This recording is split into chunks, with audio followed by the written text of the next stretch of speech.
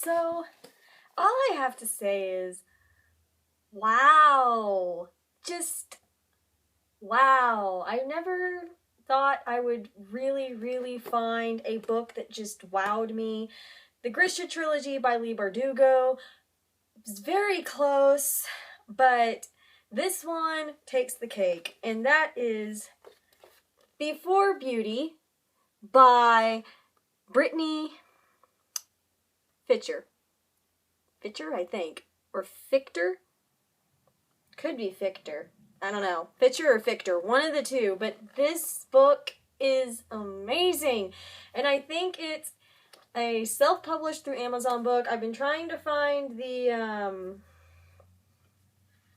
publishing company, and I think it's just through Amazon. I think this is just a self-published book. But oh my gosh. I mean, for one thing, look at this cover. I saw this cover Before Beauty, and I was just kind of like, okay.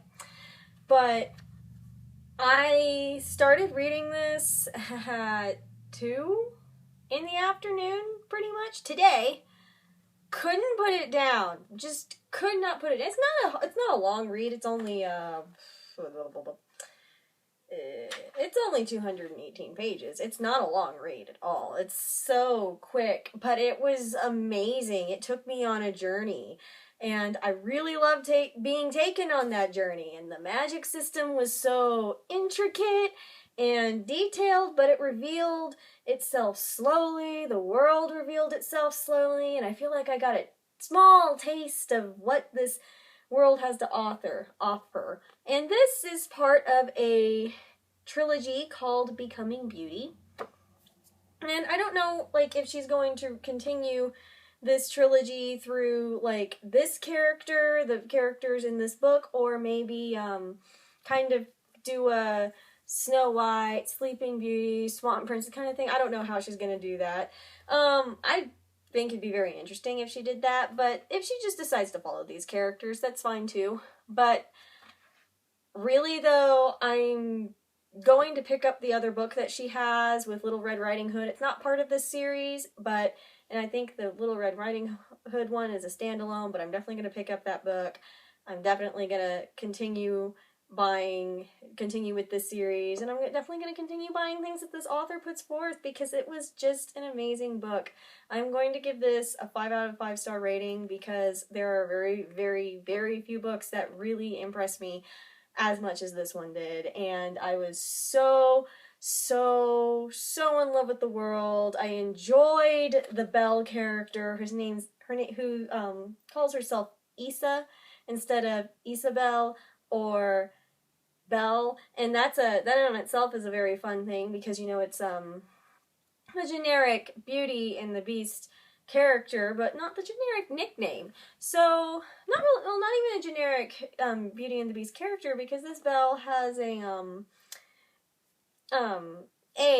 met the prince before, and the prince actually hurt her, and then she also has a disability. And for somebody like me who actually does have a disability, it's more internal than the external one that's in this book, but a lot of the same feelings that I have about myself is in here, and it was just brilliantly done, and it gave me a lot more hope and feeling of completion, I guess.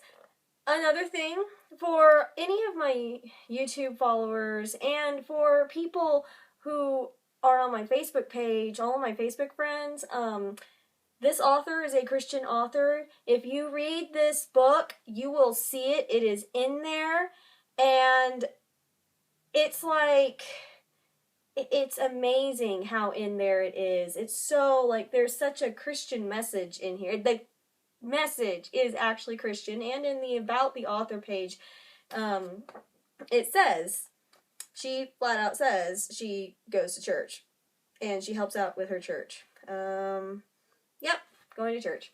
Part of her hobbies, part of what she does in her everyday life, stuff like that.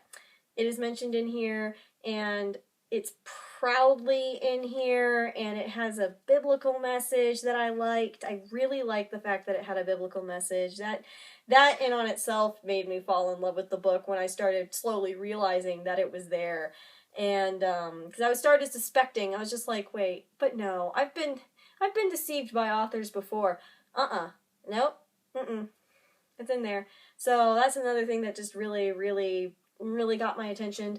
I was a little unsure about seeing things from the Beast's point of view, because it kind of started off a little bit shaky, or a little bit unsure at the beginning, but then I started getting used to the Beast's perspective, or the person who is the Beast's perspective, and it made me fall in love with the Beast, because, it's more, he's a human being who's a spoiled prince, who also was taught to be a jerk, pretty much. Essentially, he was taught to be a jerk and a tyrant and somebody who has no feelings and no caring. Like, somebody who is taught like that is going to be in a certain place when these two meet, and these two meet before the start of the actual plot, if that makes any sense. So he hurt her,